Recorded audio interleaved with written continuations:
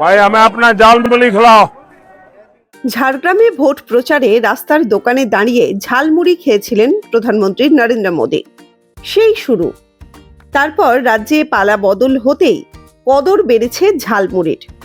বাংলায় নয়া সরকারের শপথ গ্রহণ অনুষ্ঠান থেকে দিল্লিতে নীতি আয়োগের বৈঠক, সর্বত্র বিরাজমান ছিল ঝালমুড়ি।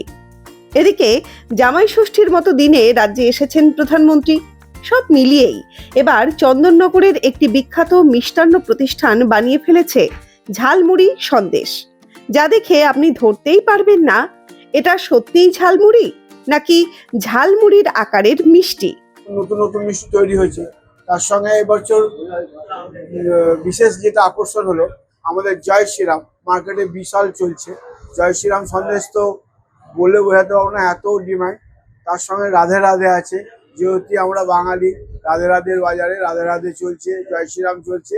আর যে এবছরে প্রধানমন্ত্রী ঝালমুড়ি খেয়ে বাজারটাকে খুব হাই করেছিল, যার ফলে এবছর প্রধানমন্ত্রীর ওই ঝালমুড়ি খাওয়ার জন্য আমরা নতুন ঝালমুড়ি সন্দেশও তৈরি করেছি। বিভিন্ন রকম সন্দেশ বা রসের খাবার তৈরি করি।